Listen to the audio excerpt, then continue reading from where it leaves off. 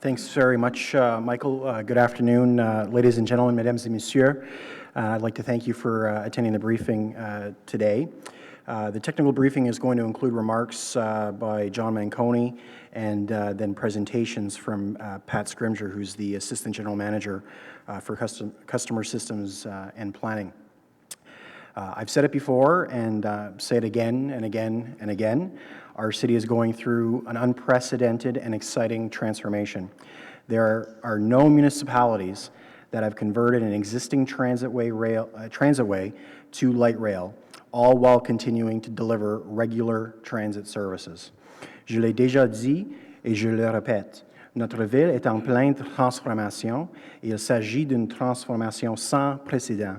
Aucune municipalité n'a encore converti en train léger un système existant de transport rapide par autobus, tout en continuant à offrir des services réguliers de transport en commun.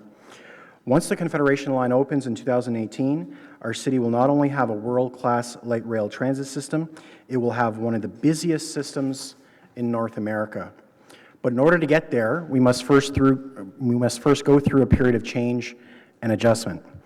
The three presentations you'll hear today will cover important elements of our city's 2018 public transit network. Les trois présentations auxquelles vous allez assister aujourd'hui feront état de nouveaux éléments importants dans notre réseau de transport en commun municipal de 2018. The first presentation will cover bus service identification and the new wayfinding system. Changes to the bus network for 2018 will result in different service structure that is not reflected by OC Transpo's current wayfinding systems. Service type names, route numbers, and the colors and symbols used on maps and signs will be modified to simplify customer understanding and navigation of the new network. The new wayfinding system will form the basis for clear communication and understanding in the lead up to the opening of the Confederation Line. The second presentation will outline OC Transpo's 2018 route network and its transformation to coordinate with the O-Train Confederation Line multimodal operations. The O-Train Confederation Line will replace bus routes along the transitway between Blair Road and Tunney's Pasture stations. Many customers will connect to the Confederation Line at Blair Station in the east, Tunney's Pasture in the west, and Saint Laurent and Herdman stations in the central part of the transit system. The transition to the 2018 bus route network will affect the everyday trips of most transit customers, as they may have to make new connections between bus and train, or bus and bus, use fare gates, or use a bus route with a different route number. Lastly, the third presentation will cover the proposed restructured OC Transpo fare system. Transit service will soon be adjusted to adapt to an even larger multimodal network, leading to the opening of the O-Train Confederation Line in 2018. And as part of this transition, the Transit Commission approved a rapid transit fare control strategy, providing that all rail stations would have fare control equipment requiring machine-readable fares. These changes have led to a need to review all transit fares, which you'll hear about later today. With the agenda now before us, I'd like to point out that the information and recommendations you'll hear today have been prepared following an incredible amount of research and planning. Avec le programme qui nous attend, j'aimerais souligner que l'information et les recommandations dont vous prendrez connaissance aujourd'hui sont le fruit d'une vaste recherche et d'une planification minutieuse. OC Transpo is committed to ensuring a smooth transition for customers as we move toward the opening of the Confederation Line, and I want to thank all of them for their hard work to date. I'd like now to invite John Manconi to say a few words. Thank you, Chair Blais. Good afternoon, everyone. Bonjour à tous. For some time now, you've heard me say that OC Transpo is going through the most significant change in the history of the transit service. As the Chair noted, we're going through unprecedented levels of change as we transform to a modern, state-of-the-art, multimodal system of bus and rail service for our great city. With this comes complex change to our system that requires well-thought-out strategies with everything we do viewed through the most important lens, that is the lens of the customer.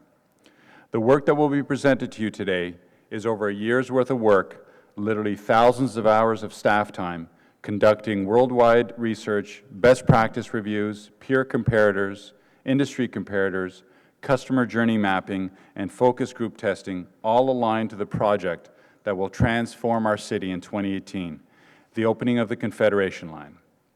Unlike many new LRT systems where you build it and you hope customers will use it, ours will be one of the busiest systems in North America on opening day, with over 10,500 passengers per hour per direction during the peak periods.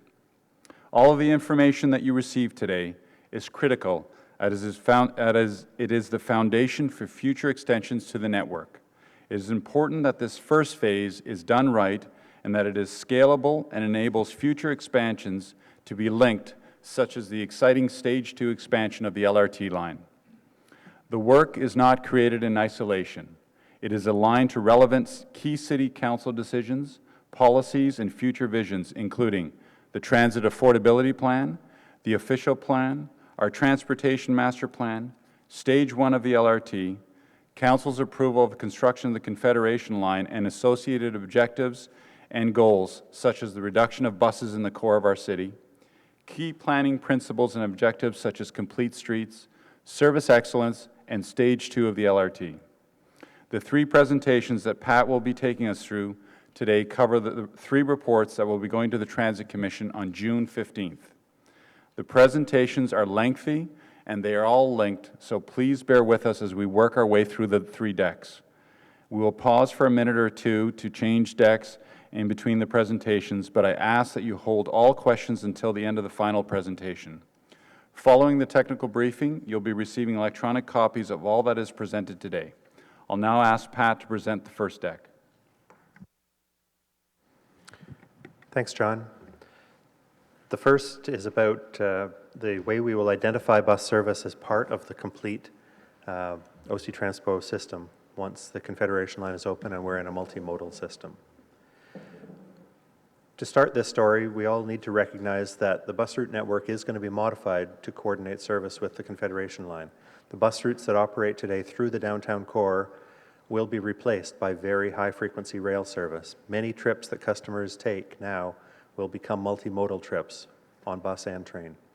The service type names, the route numbers, the colors, and the symbols that we use to explain navigation through the system to customers need to be modified to simplify understanding and navigation of the new network. And this new wayfinding system forms the basis for clear communication and understanding as customers use the new network as the Confederation Line opens.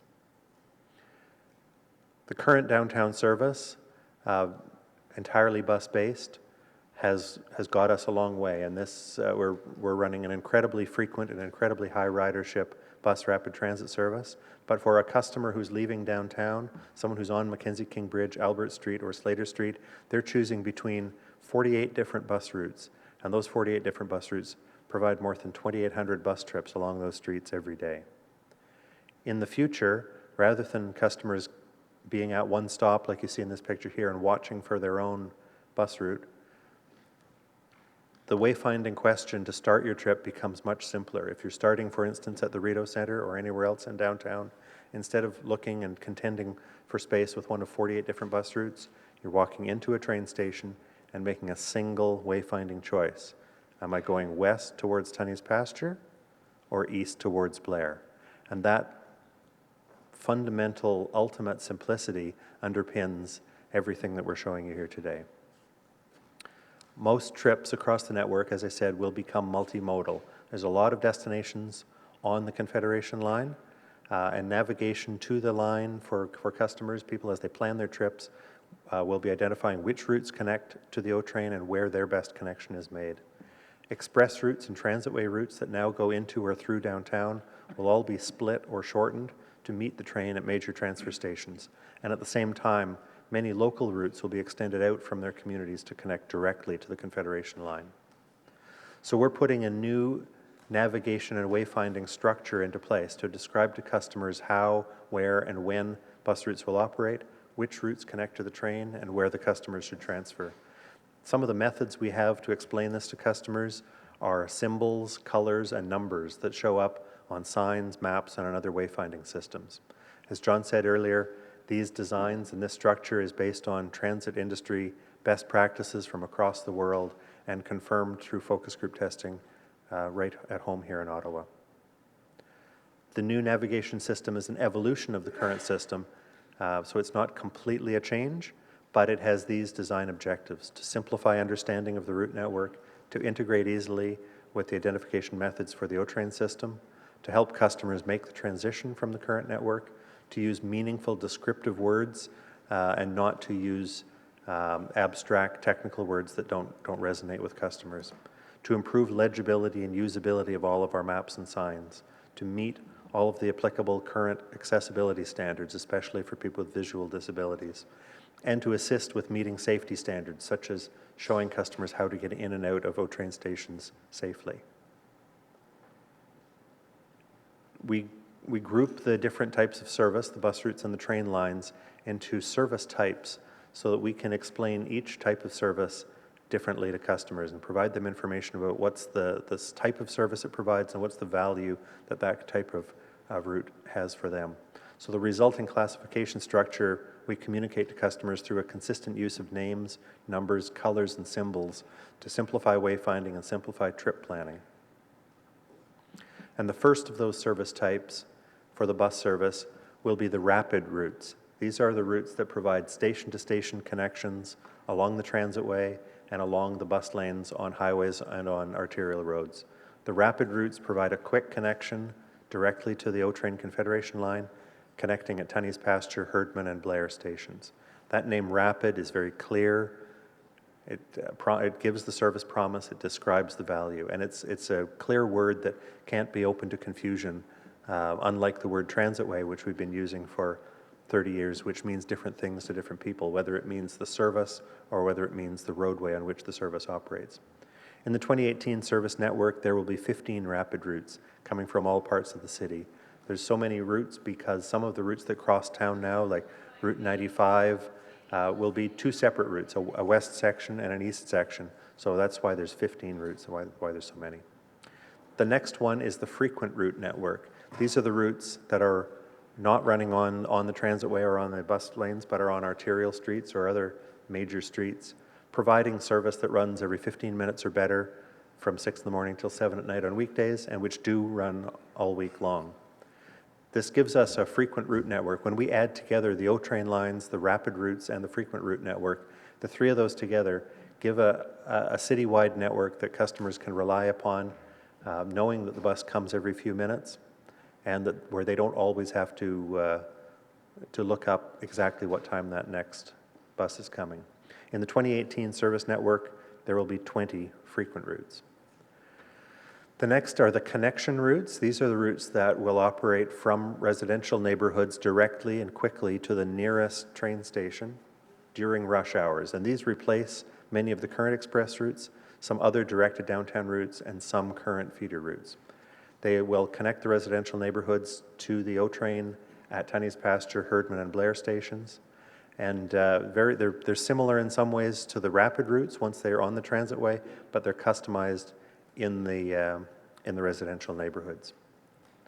Then the local routes, where the value is more of how that service is customized and how it's routed, or how the schedule is set to meet customers' travel needs. Many of the local routes will provide a connection directly to rapid routes or to O-Train service 7 days a week. In some cases, we'll be able to combine express routes with existing local routes and extend that route to make the O-Train connection more frequently than either the local route or the express route runs today. 39 of the 63 local routes will connect directly to O-Train stations. As I said, in some cases, we'll combine them with express routes. 24 of the 63 local routes don't yet connect with O-Train stations, as they're connector routes within a community, and they'll bring customers to the rapid routes to feed into O-Train stations.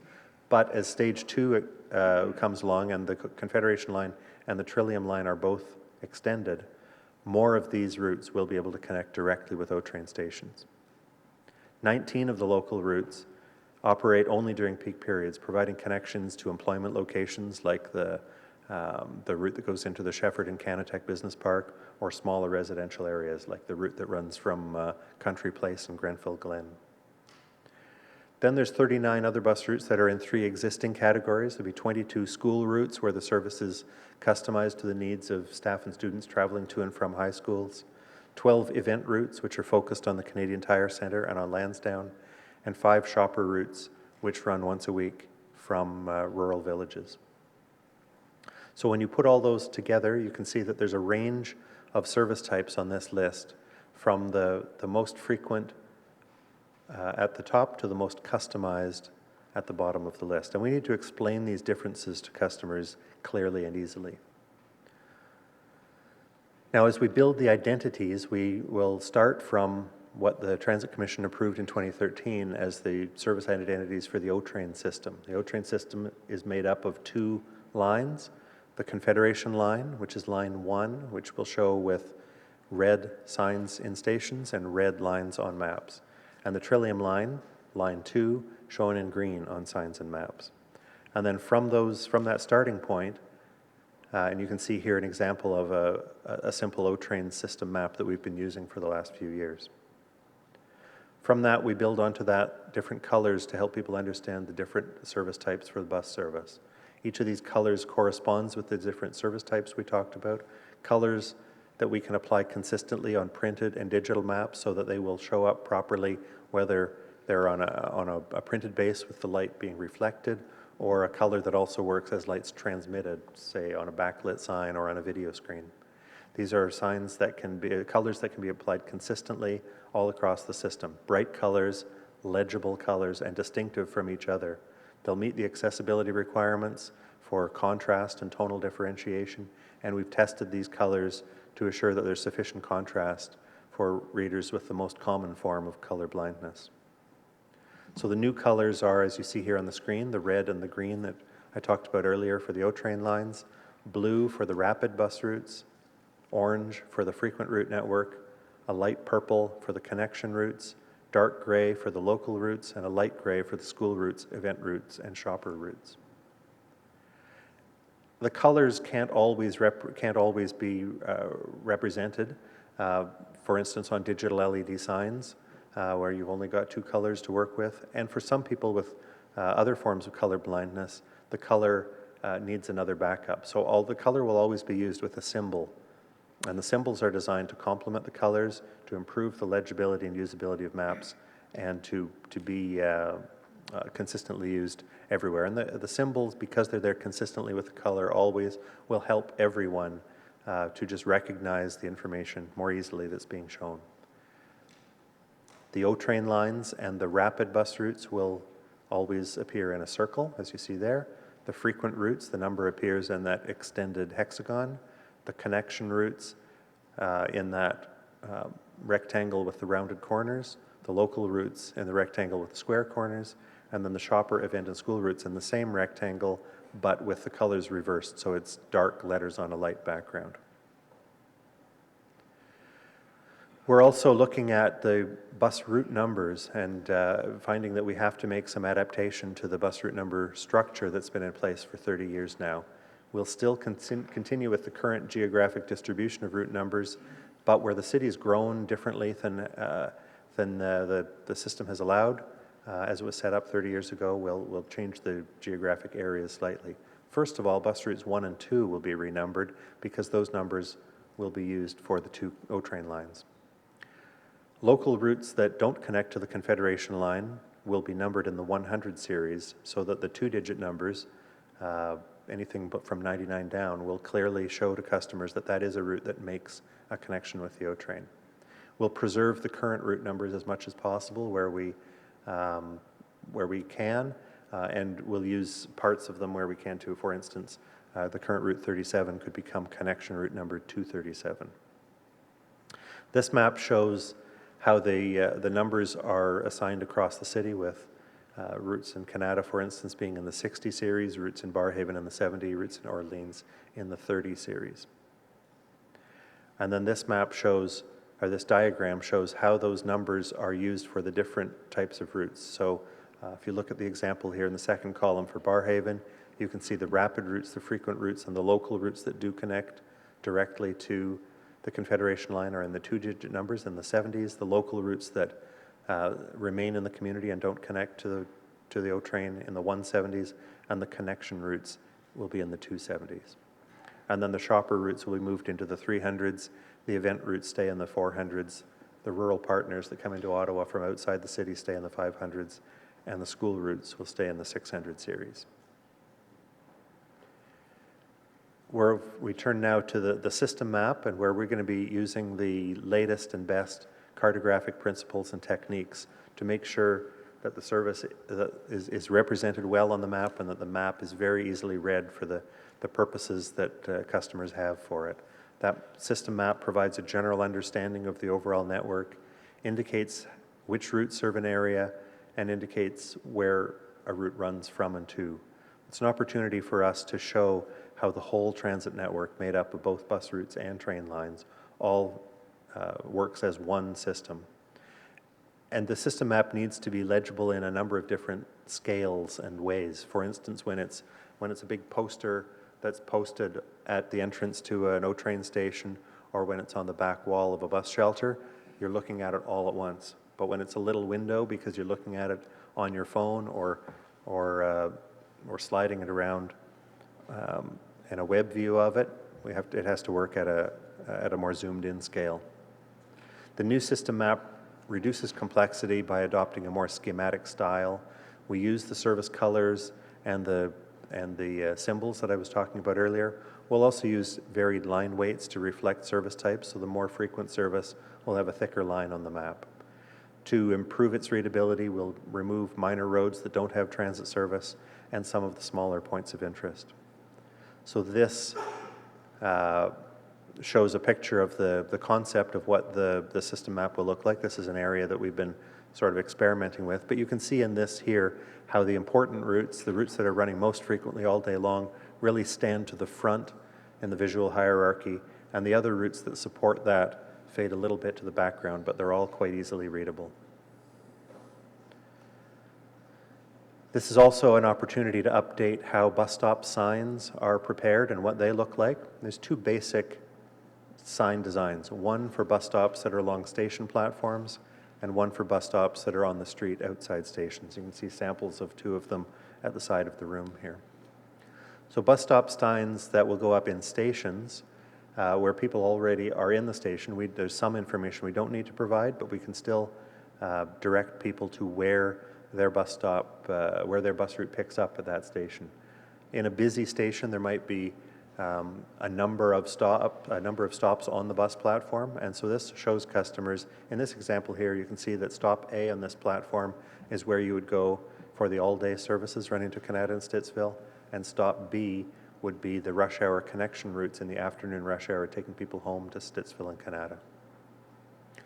Also, on the bus platforms will be digital signs showing what time the next bus will be leaving, continuously updated from the GPS location of the buses.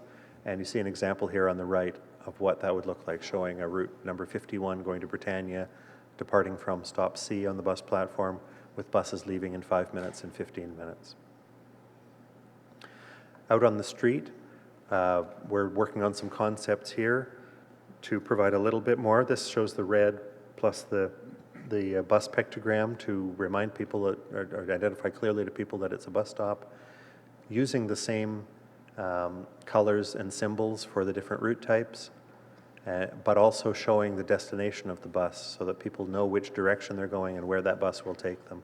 In every case, these numbers are bigger, brighter, and more easily read than the current bus stop signs on the street. And we took this information and these concepts and ran them through some focus groups made up of a combination of current OC Transpo customers and other people. They understood the value of what we were saying. They gave us some advice which altered the direction we were going, and they validated the choices that we were making with their input. They confirmed for us that the terms rapid and frequent are both positive, meaningful, and appropriate words to use, that the word frequent meant to them that the bus would come at least every 15 minutes. And they also confirmed our supposition that the word transitway had developed more than one meaning in the past and that we shouldn't use that in the future. And so we'll be implementing these improvements to the wayfinding system over the next year and a half, 2 years.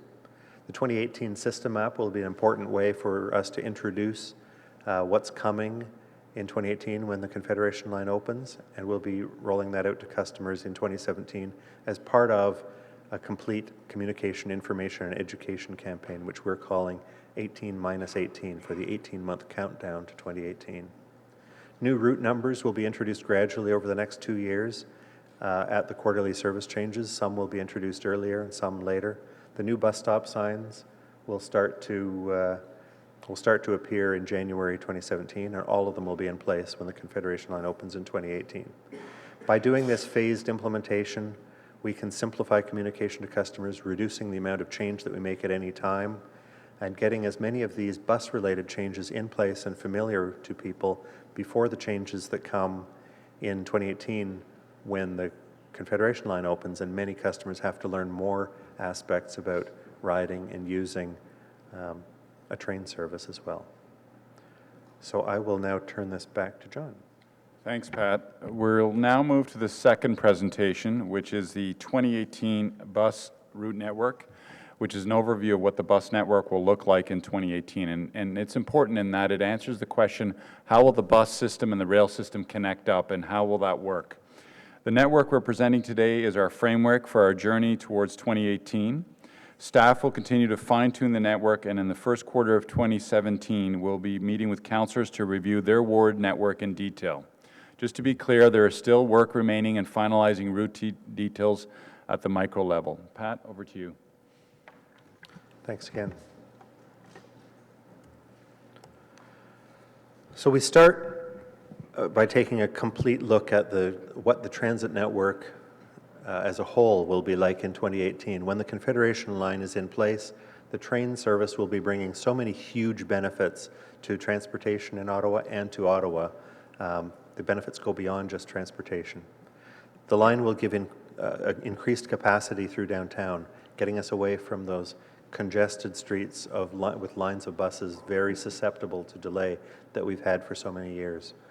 Providing room for a lot of growth not only on the transit system, but growth of the downtown economy and I suggest the complete city's economy. The Confederation line will provide reliable and easy commuting via the tunnel into and out of and through downtown, providing operational savings to the city that will only grow as ridership increases. It'll give us a better downtown environment by replacing many, many bus trips with trains running below grade in the tunnel, and it will provide lower emissions across the city by replacing many bus and car trips with zero-emission electric trains. Taking a look at the route network as a whole, the Confederation line will, of course, replace the bus routes that run on the transitway between Blair and Tunney's Pasture stations. The bus routes will instead connect to the O-Train Confederation line at one of the 13 stations along the line. But 3 or 4 of those stations are very important major transfer stations where the bus operations and the train operations are integrated into the station. Blair Station in the east, Tunney's Pasture in the west, and Saint Laurent and Herdman Station in the central parts of the system. In the residential neighborhoods and in the commercial districts away from the train line, the buses will really run along the same streets, serving the same bus stops and carrying people in the same directions as they travel today. What changes in 2018 is that people will begin to make connections between bus and train at these major transfer stations to complete their trips to or through downtown. And the stations along the line have all been designed to make these connections easy and comfortable. So if you look at this schematic picture of the complete transit network, you can see how the bus routes that we run today run from every part of the urban part of Ottawa all through the city, and they focus down and they funnel together and they all come together until they operate on 2 streets in downtown. And it's because we're bringing people from all parts of Ottawa all down onto Albert and Slater Street. That's where everything gets so concentrated today. But after the Confederation line opens, that funneling and that concentration happens differently. We bring the people together, but we don't bring the buses together into one point. The buses will bring people to the train stations, and especially at Blair, Herdman, and Tunney's Pasture, large numbers of customers will change from bus to the train for that more reliable, quick trip into downtown. The different districts of the city will have their bus routes feed into different major stations. You can see on this map how the bus routes that come from the south, from Riverside South and the south part of Ottawa will feed primarily into Herdman Station up the Southeast Transitway. Bus routes from Orleans will feed into Blair using the bus lanes on the 174. Buses from the west part of Canada, from Barhaven, from Canada, Stittsville, the west part of Ottawa, central Nepean, Barhaven, will all feed into Tunney's Pasture using the Southwest Transitway, the West Transitway, and the bus lanes on Highway 417. And this table shows the same, the different districts of the city and which will be their major connection point on the Confederation line. Altogether, this will give customers an improved travel experience compared to what they have today. The transition to a multimodal system affects most transit routes and affects most customers. Many customers will have a different experience on that system than they do today. They may have to make a new connection from bus to train, train to bus, or in some cases from bus to bus. At some O-train stations, they'll be using a fare gate for the first time, and then maybe using a bus route that has a different number than it has today. We're recommending simplification of the fare system, and we've already showed you how we're simplifying the customer information. And the stations, of course, will make any waiting time that does occur more comfortable than it's been in the past. So if we look then at the steps a customer will take, here's a customer making a typical trip to work in 2018. Just like today, they'll walk to their neighborhood bus stop and wait for the bus there. When they get on the bus, like today, they'll pay their fare or they'll tap their smart card pass. But that bus will take them to the nearest O-train station. If it's one of the major transfer stations, as it will be for a lot of people, they will get off the bus inside a prepaid fare area, so they don't have to make another fare transaction. They can walk directly to the train platform, and this is a familiar experience for anyone who has changed between bus or streetcar and train at one of the major stations in Toronto. The trains will run very frequently, so there's never much of a wait for a train. It'll come along within a couple of minutes. You get off the train at your destination station, ascend the escalator, walk out through the fare gates, walk out to the street, and go to work or wherever it is you're traveling. On your trip home, very similar, but a little bit different. Walk to the nearest O-train station. From here, we'd be walking, for instance, to Parliament Station or over to Rideau Station. You'd pay your fare or you tap your pass on the fare gate to enter into the station. Walk down to the train platform and board the train. Again, in the afternoon, the trains are going to run very frequently. Get off the train at your transfer station, walk to the bus platform. Again, no fare transaction required there. And look at the video display. It'll tell you what platform your bus is leaving from, the status of the bus, when the next bus is expected. And then get on the bus and travel home to your neighborhood bus stop, just like today.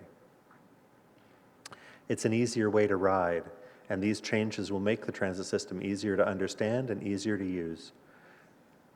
We'll be providing information to customers steadily through this transition, and as I mentioned earlier, we'll have this communication and information program over the next 2 years to make sure that as much of this as is familiar to people before the intermodal operation begins in 2018.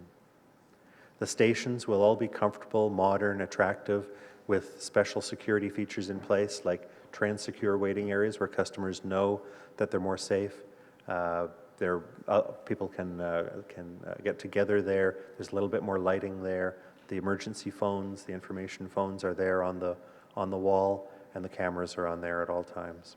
We'll provide next bus departure and next train arrival information on all platforms to give customers real-time information on what's coming to them.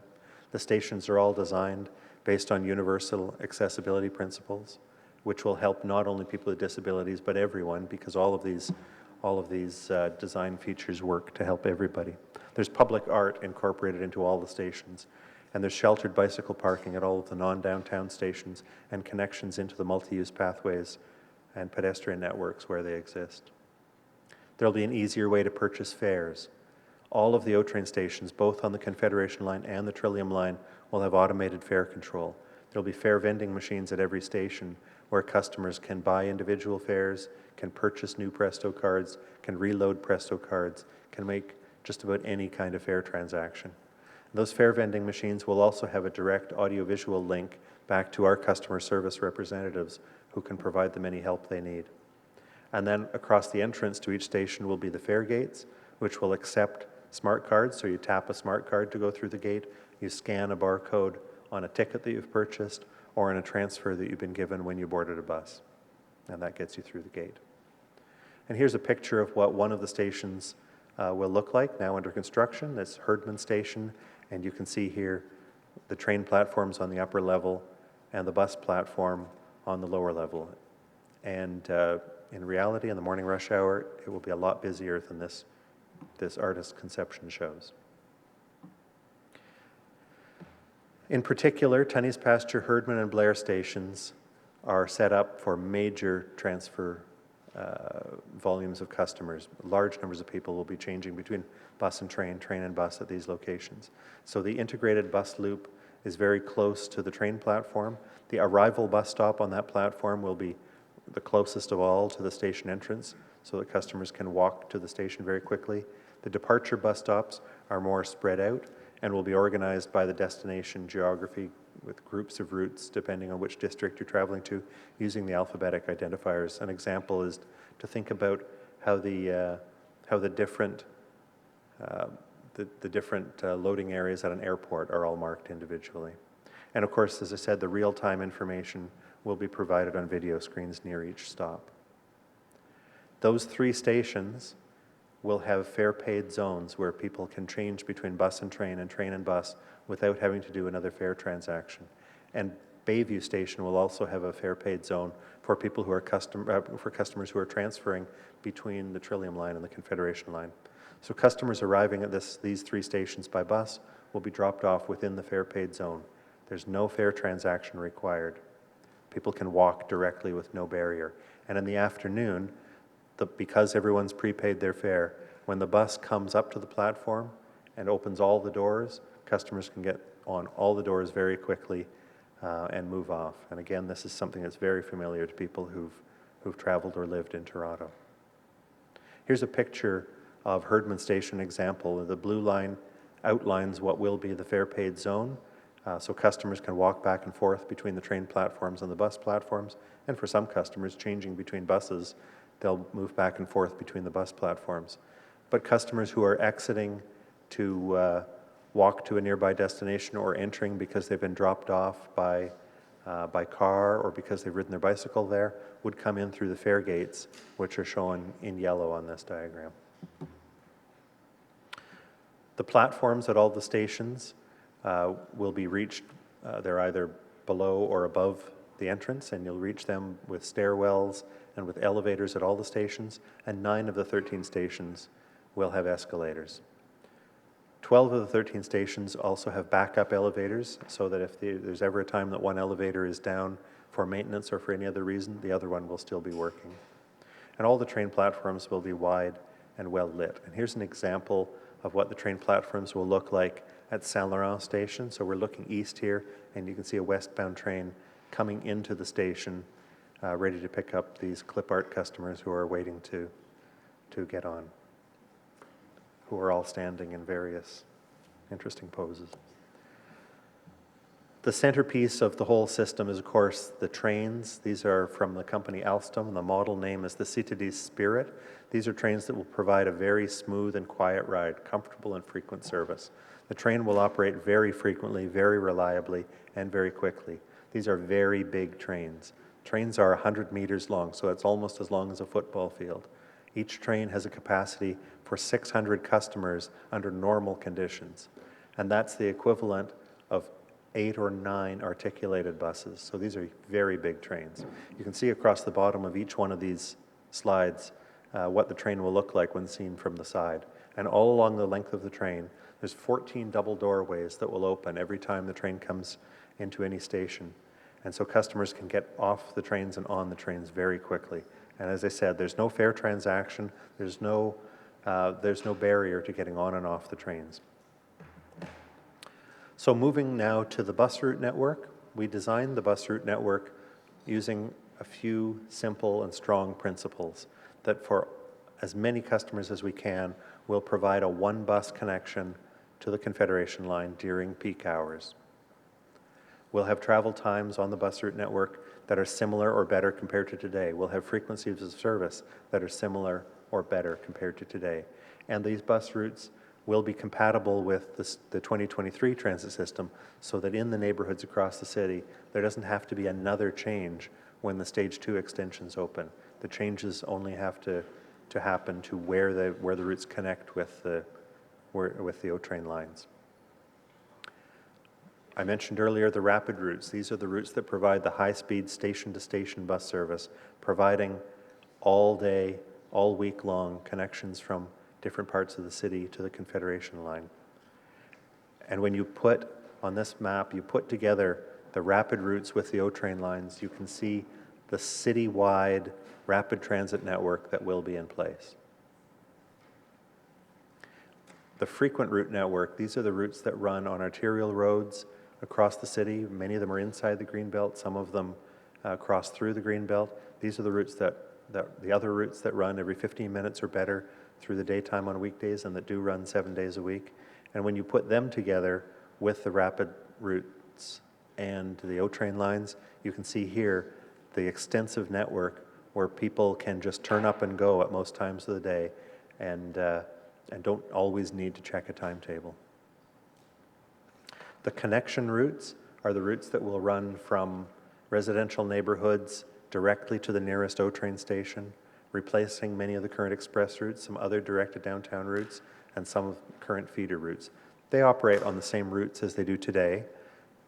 They won't have a premium fare in future, and they'll be recognizable by new route numbers in the 200 series.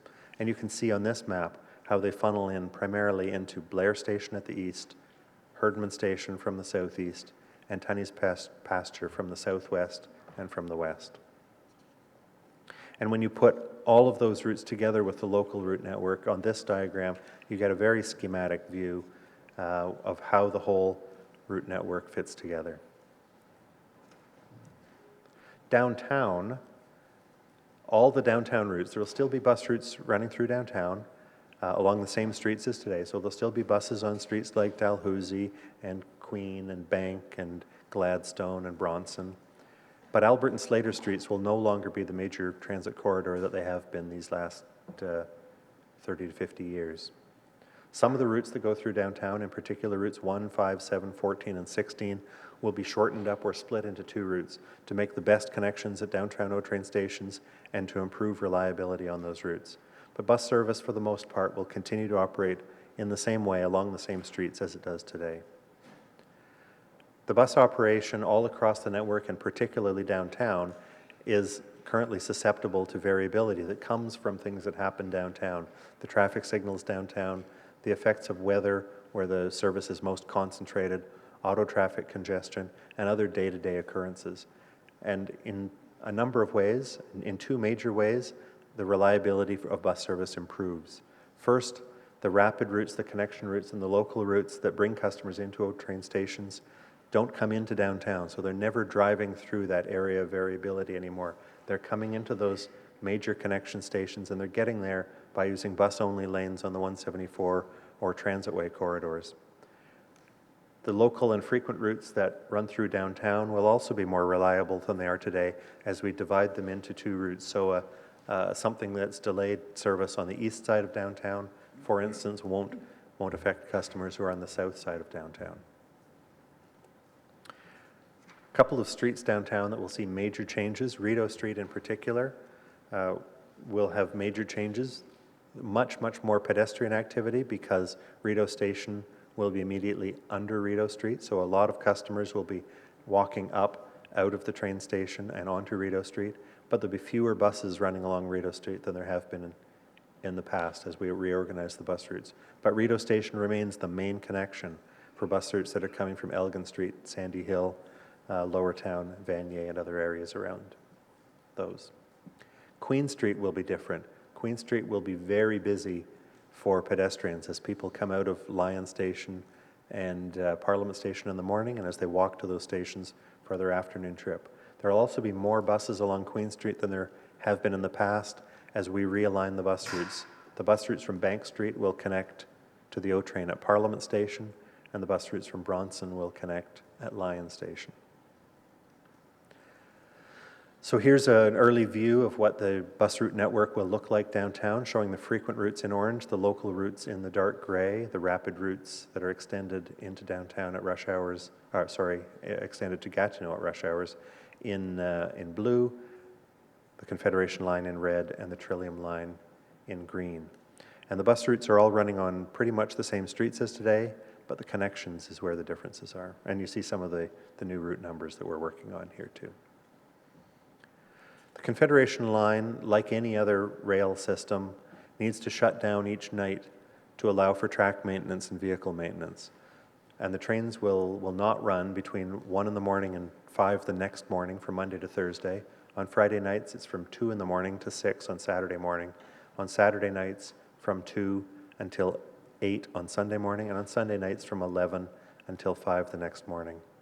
And these are hours that we chose along with the builder to keep early morning service available for people who are traveling to work early, and to keep as much late night service as possible available for people who are working late or who are out for the evening. But at the times that the train isn't running, to keep the 24-hour service that we provide today, we will be extending some of those rapid routes that I showed you right into downtown. So a customer, for instance, who's leaving somewhere in the market after the last train would walk to Rideau Station just as they would if the train were running, but at Rideau Station the buses will be there waiting for them with buses marked. This is the bus that's going to Canada, here's the bus that's going to Barrhaven, here's the bus that's going to South Keys and Riverside South, and here's the bus that's going out to Orleans. And those routes will be most frequent right after the train closes, taper down a bit through the middle of the night when ridership is lower, and then amplify a bit as ridership begins between 3:30 and 5 in the morning. And these are some of the best hours of service on any rapid transit line in North America. So as we look ahead to 2023, as you can see, the opening of the Confederation line has an effect on every transit customer, but it's the foundation on which the future extensions will be built. And in 2023, when Stage 2 is open, all of the benefits we've been talking about are just multiplied and applied to so many more customers as the lines are extended west to Bayshore and Baseline, east to Orleans, and as the Trillium line is extended south to Riverside South.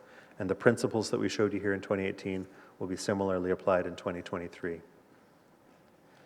We are already in transition to adapt these bus routes to connect well with the Confederation line. Some bus routes have been in the process of being adjusted since 2011. Every route change we've been making for several years has been made with the Confederation line in mind. Some routes will be adjusted between now and 2018, following normal procedures as we consult with councillors where changes are happening in an area. In fact, in one area in part of Greenboro, there are changes happening this month which make service better in that part of Greenboro, not only in the short term, but also set those routes up for how they'll connect with the Confederation line in 2018.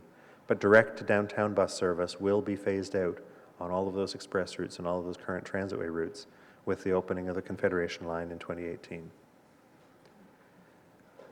I mentioned it earlier, and John will talk about it more, about our 18-18 program, a comprehensive communication, information, and education campaign to begin in early 2017 to build understanding, knowledge, and excitement and familiarity with the Confederation line and its operations to help customers make the transition to the new service. It builds on the comprehensive customer journey mapping research that John talked about earlier, and we'll be bringing a separate report to the Transit Commission on this later this year. We'll provide customers with the information they need so that their transition to the new route network is simple, easy, and seamless. And we'll be reaching out to customers through this 18-18 program so that customers are all fully aware of when their trips are changing and how they're changing. And so now I'll turn you back to John. Thanks, Pat. The third and final presentation is the recommended fare system restructuring that's needed to coordinate with the O-Train Confederation line multimodal operations. In this presentation, we'll be discussing the recommended fares and the associated timing for implementation of the recalibrated fares. We will also explain how our new fare gate system will work and other related changes needed to implement the multimodal system. Pat? Thanks, John. We'll start by talking about premium fares. And currently we charge a premium fare on direct to downtown routes, which are called express routes. And these are routes which run directly to downtown from residential neighborhoods in Canada and Stittsville, Barrhaven, and Orleans. And we've had premium fare express routes here in Ottawa since 1974. Currently, there's a 23% to 50% surcharge for adult fares, depending on whether customers pay with a monthly pass or whether they pay per single ride. And there's a 17% surcharge for people who use student passes to ride on these express routes. But we've never charged a premium on the 90 series rapid transit routes, the transitway routes, nor on the direct to downtown routes that come from locations inside the Greenbelt or from the south. And so we talk here about why the change is needed to premium fares. With the expansion of the transitway system over the last 30 years and the many improvements that have been made to the transit system as the city has grown, the express routes are no longer clearly distinct from the regular fare routes as they were when they were introduced. And with the opening of the Confederation line, all of the current express routes will change into connection routes or in some cases local routes. And at that point, there's no difference in service quality between the former express routes and the other routes that connect to the Confederation line. So because of that, charging a premium fare on some routes or on some trips would be inequitable to customers and would reduce the service quality available to everyone because people would still be grouped on this group of trips or that group of trips rather than having access to all of the service. In addition, it won't be possible or practical to charge premium fares or to check premium fares in the afternoon. At those major transfer stations, we need to load the buses through all the doors very, very quickly and have those buses move off right away. If we were to delay that service by having customers queue up to get through the front door or requiring them to tap as they get on the other doors, that would slow down loading the service. It would back up those major stations. There'd be congestion in the stations, which would increase customers' travel time and would push our operating costs up. On this table, we are having a look at some of the things that have made the express routes distinct in the past and how that's evolved over time. When the express routes were brought in, they provided the transfer-free trips. They provided the only transfer-free trips to downtown. But since the 1980s and increasingly up till now, more and more parts of the city are linked directly to downtown with rapid transit service on the transitway. The express routes provided that limited stop service to downtown, which is now also available on transitway routes, going along the transitway, stopping only at stations. The express routes were consistently available in suburban areas, but more recently haven't been because some of the newer suburban areas are served only by regular fare bus routes, and we haven't been able to add express routes because of the bus congestion downtown.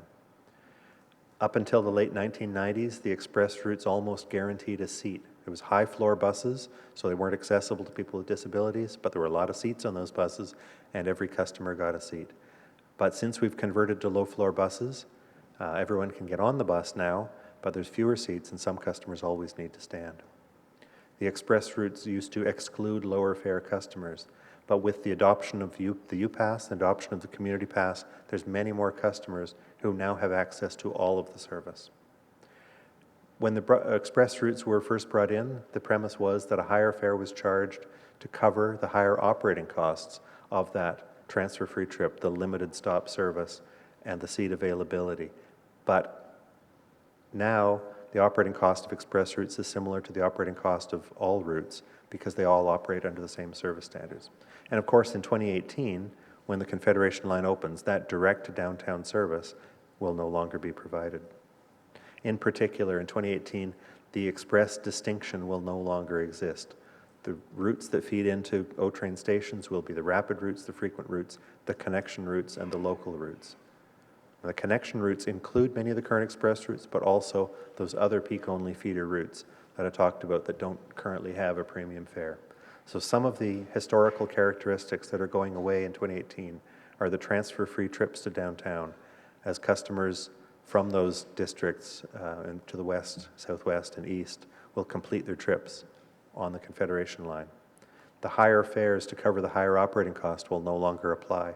All the operating costs will be the same, whether they're connection routes or local routes or rapid routes. And as I said earlier, it's not practical and not possible to check or charge the premium fare when customers are boarding in the afternoon at the major transfer stations. That would have impacts on service and on our operating costs. But we still need to bring in $190 million a year in fare revenue to meet the budget expectations, to meet the long-range financial plan of transit. That $190 million a year that comes in from customers pays more than half of the operating cost of running OC Transpo. And the premium fares bring in $6 million of that, and we need to still collect that $6 million to meet our obligations. And so therefore, some of the fare types need to be recalibrated or adjusted. We need to bring all of the customers who use monthly passes to a single monthly pass price. One price for adults, another price for students. We need to bring customers who are paying single ride fares together so that there's one e-purse fare for adults and one cash fare for adults. But there's no change required to many other fare types because they already give access to all services in the system. We'll be recommending to the Commission the removal of premium fares for express routes and the adoption of a new recalibrated fare structure to compensate for that reduction in fare revenue, and we'll show you that in the next couple of tables. This first table shows the recalibrated monthly pass prices, and you can see here that the highest price pass that we sell today, which we'll sell from July 1st this year for $130.50, that's sold to 13,000 customers a month, and that's the express monthly pass. The regular fare monthly pass sold to 38,000 customers a month. Currently, or from July 1st, we'll sell for $105.75. And when we bring those groups together and adjust the fare proportionately, the combined fare, the single fare for the future, is $125.25. And that brings $112.25. I'm sorry if I got that wrong. And that brings in the same amount of money from the same number of customers. The student passes combined from the current express fare of $99 and the current regular fare pass of $84.25. As you can see, there's many, many more customers use the regular fare than the express pass, so that comes out much closer to the current regular fare at $84.75. The seniors pass does not need to change because it already gives access to all services, and the community pass does not need to change because that also already gives access to all services.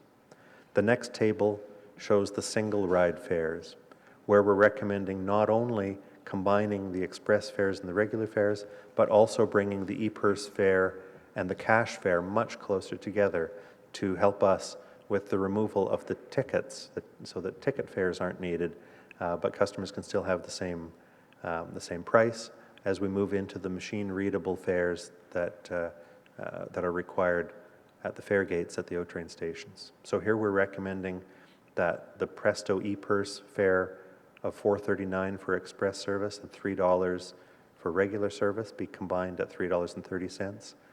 The tickets now selling for $4.95 and $3.30 would be discontinued. Customers would be able to use a Presto e-purse at $3.30.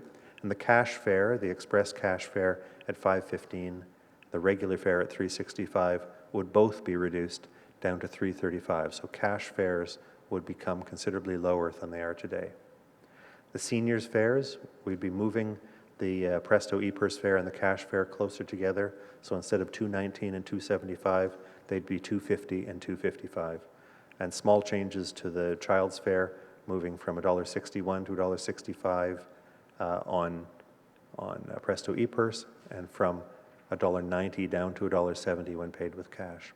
And this complete table, like the first one, would bring in the same amount of fare revenue from the same number of customers. Some of this is needed because of the end of premium fares, and some of this is needed to work with the automated fare control systems. The fare gates across the entrances to all O-train stations need to have machine-readable fares, and that's done in two ways. One is with smart cards, and the other is with 2D encoded barcodes on tickets and on transfers. So someone who's coming to the fare gate will tap their Presto card or other smart card, or will scan the barcode that's on the transfer they received when they got on the bus, or the ticket that they were issued at the fare vending machine, and then they can walk through the fare gate. But we have to modify a few of our fare types to meet the requirement of being machine readable. The first of those is the discontinuation of paper passes and paper tickets. We were expecting this, we have been expecting this since the Presto system was introduced in 2012 and 2013, but we kept those passes available to help people make the transition, and most people have made that transition.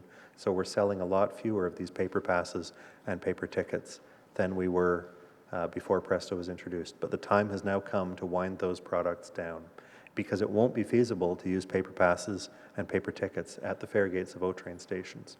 Customers will still be able to buy monthly passes at the same price as whether they're on Presto or on paper, and single ride fares in future with the recommendations we have here. The e-purse fares will be the same as the ticket fares are today. So there's no financial impact on customers by eliminating these products. So we're recommending phasing out paper passes and tickets, beginning with the pass types that have the lowest use. So student monthly passes, the paper passes would all be removed by this fall. Everyone would be moved to Presto. Adult monthly passes, senior monthly passes, and community passes in the summer of 2017, and paper tickets before the end of 2017. We have other operational solutions to put in place to make sure that everyone can get through the fare gates and that all fares are machine readable. In particular, we'll be making arrangements to make sure that children who are aged 5 or under, or seniors who are traveling on Wednesdays, can still get onto the whole system at all times, even though the fare gates are in place. Customers who are traveling to Lansdowne Park with their event ticket will be working with the Lansdowne event organizers, especially OSEG, to be able to scan their barcodes, the barcodes that are on those tickets, to get through a fare gate at an O-train station. We're working with the universities and Algonquin College on solutions to make the UPass machine readable at the same time that it still remains capable of visual inspection, so that it can be used both on fare gates at the O-train stations and also when customers are boarding buses. And this summer we've got a pilot project underway, and the UPasses that are issued by the University of Ottawa are already smart cards this summer, and that's going very well. For connections with the STO, the fare gates, just like our buses, the fare gates will read and recognize either monthly passes or the stored value on the STO's multi-card, and we're also working with the STO on the best solution for the very small number of customers who start their trips on the STO and pay using non-smart card products like cash or tickets. We're recommending removing the top-up that is now required, the premium fare that's charged for people who travel on Paratranspo before 9 in the morning. This was originally designed to reduce demand and to encourage people to travel later in the day, but that effect has lessened over the years. And so we're recommending removing the requirement for a morning top-up so that a fare on Paratranspo is the same at all times of the day, as it will be with the removal of the express premium on the conventional system. We're recommending a change to the community pass. Right now, the community passes are available to 2 distinct groups of customers. ODSP recipients, these are people who are both disabled and have a low income, and Paratranspo registrants, who we know have a disability, but who aren't necessarily low income at the same time because they don't qualify for ODSP. So we want to split those 2 groups so we can customize the value of the pass to each of those groups. The community pass would be offered only to customers on ODSP, and at that point, we would remove the requirement for a top-up fare from a community pass to ride on Paratranspo. So that community pass would be valid for all travel across the entire network, whether it's on the conventional service or on Paratranspo. The new access pass for Paratranspo registrants would be a choice available to them, and that would give them unlimited abilities to ride on the conventional system for a reduced fare, and at the same time would also provide them a 1/3 discount if they're making single ride trips on Paratranspo. So Paratranspo registrants would have the choices of buying a monthly pass, buying this access pass, which gives them unlimited travel on the conventional system and a discounted price on Paratranspo, or paying for all of the trips with an individual single ride fare. And we will help customers to understand what's the best way in their own circumstance to make that choice. We're recommending changing the current student pass. This is the student pass that's bought at retail, not the U-Pass. But the student pass would be changed to be a youth monthly pass so that it's available to everyone who's aged 19 and under, not only those who are registered as a student. That brings about 1,400 more people in who are able to get this discount.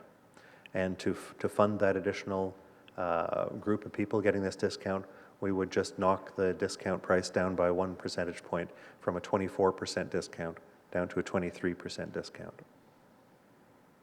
We would change the structure of a day pass. So the day pass would be consistently set at 3 times the single ride fare to clarify the value.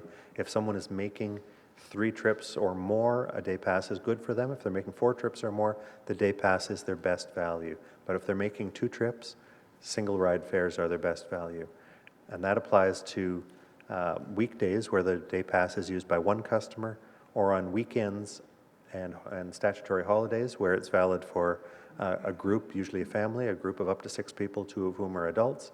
The day pass value would then be, if that family or that group is making a round trip, the day pass would be their best value. If they're only traveling one way, single ride fares would be their best price.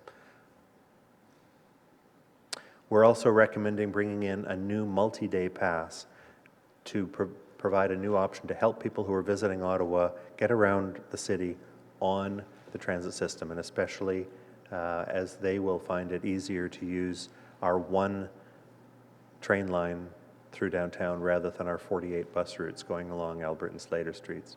That multi-day pass would be available at the vending machines, at the fare vending machines at O-Train stations. And for that reason, we can only bring it in 2018 when the Confederation line opens and we have those vending machines available all across the system. And customers would be able to walk up to the fare vending machine and select whether they wanted to buy a pass for 1, 2, 3, 4, 5, 6, or 7 days. The pricing will be set to encourage ridership by visitors, but the pricing will also be set to ensure that the monthly pass is still the best value for everyday travelers in Ottawa. So we'll bring those recommended prices forward as part of the 2018 budget in time for implementation with the opening of the O-Train. We're also working with Via Rail Canada to give Via's customers the option of including their transit fare in Ottawa as part of their train fare. When they purchase the train fare, they can purchase the OC Transpo fare at the same time. Via already does this with some bus companies in southwestern Ontario and with the commuter trains on GO Transit in Toronto and on the AMT in Montreal. That tool is built right into Via's reservation system. So customers who are making that trip, they might be able to buy a ticket directly from, let's say, Kingston to downtown Ottawa or anywhere in Ottawa, making the connection at Fallowfield Station, or from Montreal to downtown Ottawa, making the connection at Ottawa Station on Tremblay Road. They would have a barcode on, or a separate coupon, which they would show on the train to show the conductor on the train that they've got the fare to travel, and the other one to show to the bus operator or to scan at the barcode as they enter into the O-Train station to complete their trip.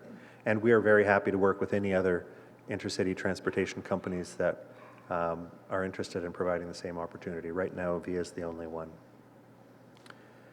We have to make some changes to the way we distribute our fares. One of those changes is that we have the vendor network. These are convenience stores and drugstores across the city who sell paper passes and paper tickets.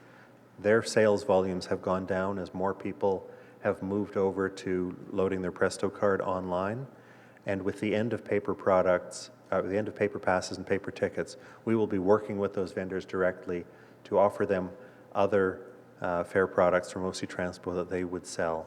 One possibility might be preloaded Presto cards, but we'll be working with them individually. And there might be other things as payment technology changes in future, that might also allow the vendors to sell other fare products. There are some social agencies and other agencies who now purchase paper tickets directly from OC Transpo to distribute to their clients. And with the phasing out of paper tickets, we'll be working with each of those agencies directly to find the best way for them to prepay single ride fares for their clients. In some cases, that might mean prepaid Presto cards. In some cases, that might mean group registration of Presto cards. Or in some cases, it might be special vouchers which are designed specifically for those the clients of those agencies to get access to OC Transpo's trains and buses. We're recommending changing the timeline on which fare increases regularly occur. Right now, the fare changes happen on the 1st of July, and it's been that way for many, many years with a couple of exceptions. And what we're recommending is that the fare changes go into effect each year on the 1st of January to be much more closely tied to the city's budget year. And so we're recommending that the changes we've talked about here come into effect on January 1st, 2017, instead of July 1st, 2017. And in the year 2017 in particular, because we bring that date forward, we can do a smaller increase in fares and still meet the budgetary requirements. Instead of doing a 2.5% fare increase, we could do a 1.25% fare increase, because in the year 2017, it would apply for the full year rather than only half the year. And that would help to ease the transition for customers with those other recalculations that we showed earlier in the presentation. The one exception to this is the U-Pass, because the U-Pass is set by contract to increase in September each year, and September is the best time to make changes because it fits into students and the universities and colleges' expectations. So for 2017, the U-Pass increase would remain at 2.5%. This graphic shows how the 2.5% increase that happened in July 2015, the 2.5% increase that's coming up on July 1st this year, would transition into the recalibration plus the 1.25% increase in January 2017, and then we'd fall back into the routine of the 2.5% increase every 1st of January going on. But it's important to point out that even though we would make these recalibrations and we would remove the express premium fare on the 1st of January 2017, the express service would continue right through until the Confederation line opens in 2018. We're basing our recommended fare table on a standard structure of multipliers, discounts, and rounding rules to set all of the future fare types from a base fare, to avoid what we've had in the past of some fare types being rounded up one year and rounded down the next year, rounded to the dollar one year, rounded to the nickel another year. That has resulted in some customer groups having large increases one year and then no increase the next year. So what we would be doing is calculating our recommendations to council on this solid structure every year, and using that to make the recommendation to council to avoid those imbalances from year to year. Council would then have, of course, the complete authority to make any changes, and we would reflect those changes. If they reduce the discount rate or increase the multiplier on something, we would make future years follow the new policy direction from council. So this table shows, and you'll be able to look at it in more detail later, how based on the base fare of $3.30, cash fare, e-purse fares would have a 25% and 50% discount. E-purse fares are the same plus a nickel. You see how an adult monthly pass would be at 34 times the base fare, and then a 23% discount for the youth fare, 62% discount as today for the seniors pass, 63% discount as today for the community pass and the new access pass. The other recommendation we're making is a small one, just to continue an adjustment that we've had in place for 3 years, which is to reduce the cash fare that's required on Paratranspo down to the e-purse fare that's required on the complete system, so that there's not a discrepancy for Paratranspo customers who don't have that ability to use an e-purse yet until the new ParaPay system is up and fully running. The ParaPay system is now in testing with customers, but until it's rolled out, we want the Commission to approve continuing the current arrangement of reducing the cash fare on Paratranspo through to the end of the year. And that brings me to the end of my presentation, and I'll turn you back to John. Thank you, Pat. As you can tell, there's a lot of information to share with our customers. Later this year, we'll be presenting to the Transit Commission a report entitled Outlining Our Comprehensive Communication, Information and Education Campaign. The project is entitled 18-18, as you've heard from Pat, which represents the 18 months of information that we're going to disseminate to our customers prior to the opening of the Confederation line. It will consist of incremental information being provided to our customers, residents, institution, City Council, and the media regarding the Confederation line. The program will communicate the exciting and important changes relating to our multimodal system and the launching of the Confederation line. More to come on this exciting program later this year. We'll now turn over to Michael for facilitate questions. Thank you.